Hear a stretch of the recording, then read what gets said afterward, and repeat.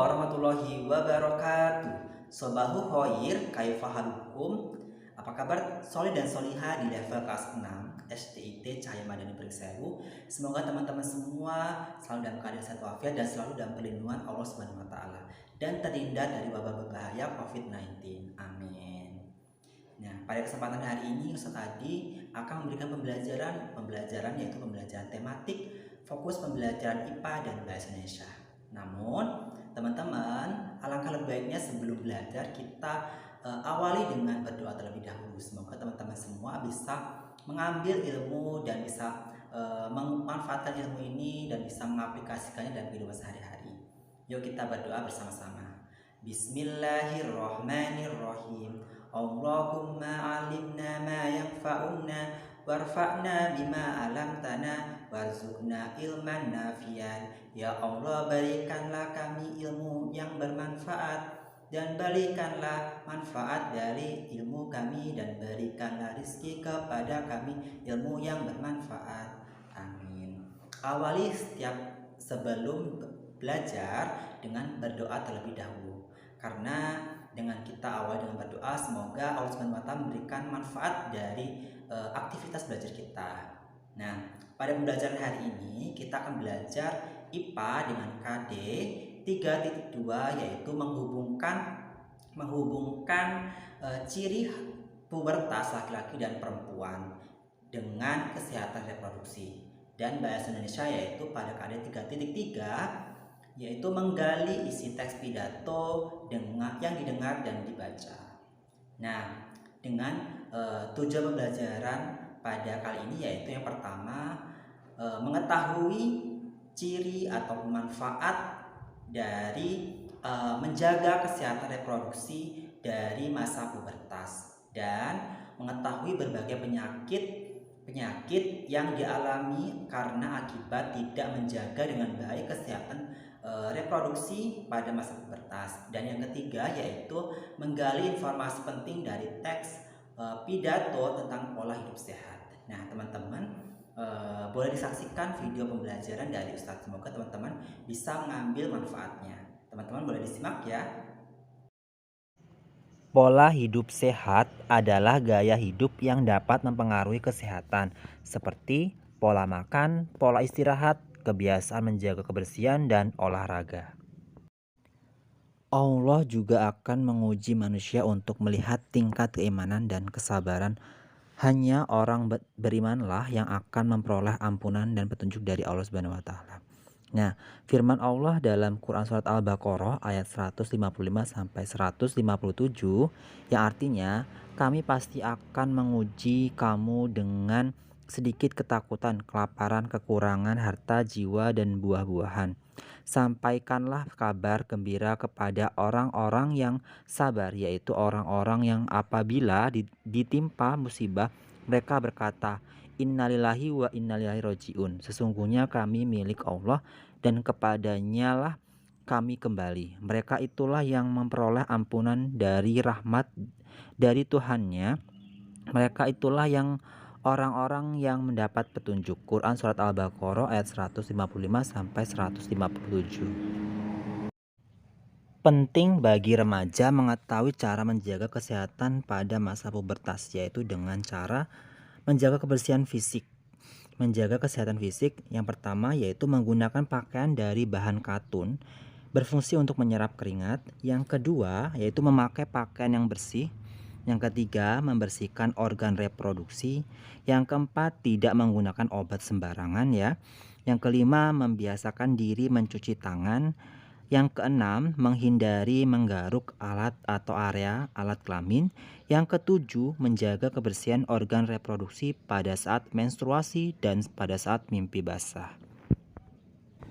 Menjaga kesehatan mental, kurang percaya diri, merasa tersisihkan, selalu takut atau khawatir, dan mudah putus asa. Langkah-langkah yang harus dilakukan teman-teman adalah: yang pertama, mempertebal keimanan kepada Tuhan Yang Maha Esa. Yang kedua, membiasakan berkomunikasi dengan orang tua tentunya. Yang ketiga, rajin membaca buku tentang kesehatan. Kebersihan organ reproduksi sangat penting bagi manusia, apalagi teman-teman yang sedang mengalami masa pubertas. organ reproduksi yang tidak bersih dapat terjangkit oleh suatu penyakit. Apabila organ reproduksi tersebut terserang penyakit, maka akan mengakibatkan organ tidak berfungsi dengan baik.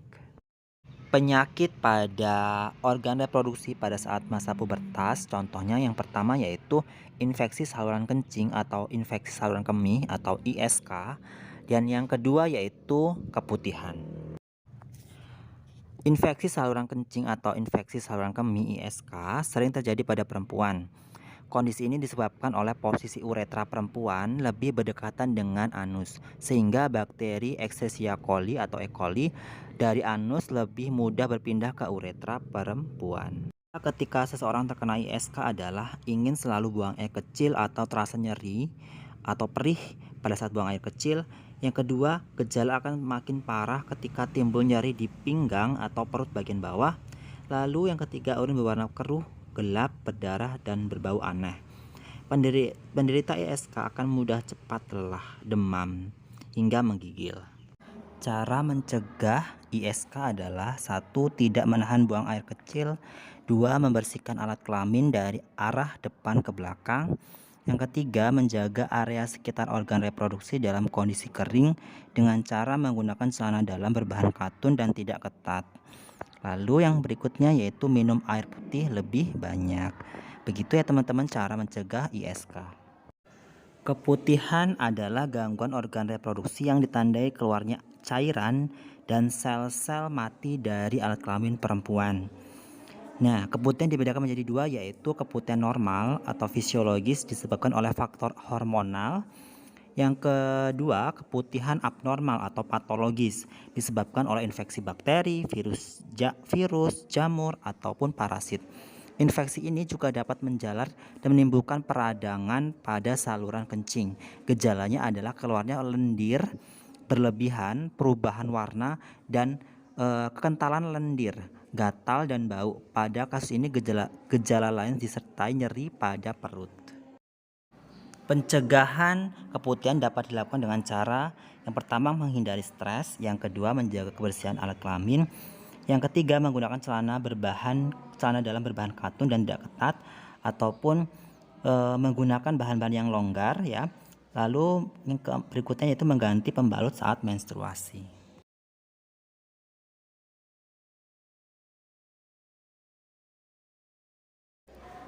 Teman-teman, ketika menggali informasi penting dari teks pidato, teman-teman itu dalam menyusun teks pidato kita harus menentukan terlebih dahulu topiknya terlebih dahulu atau disebut juga dengan gagasan pokok yang akan dibahas. Selain itu juga teman-teman harus menentukan tema, tujuan, dan pesan dari teks pidato tersebut sehingga pidato yang kita sampaikan dapat tepat sasaran kepada pendengarnya.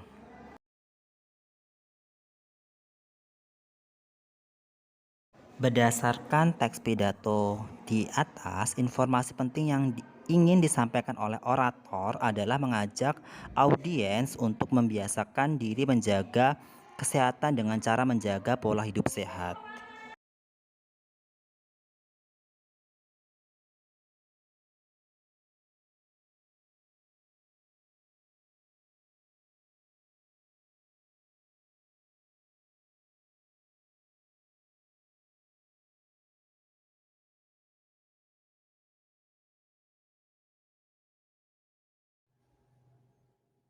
Demikian itu tadi pembelajaran dari Ustaz tadi. Semoga teman-teman semua bisa mengambil ilmu, manfaat, dan bisa mengaplikasikannya dalam kehidupan sehari-hari. Amin.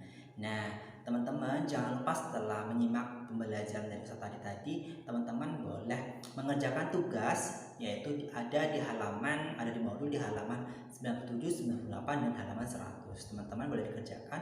Jangan lupa difoto, setelah selesai difoto dan dikirim ke Ustaz Ustazah di level kelas 6. Nah, teman-teman, semoga teman-teman semua bisa menjalankan aktivitas di hari ini dengan baik.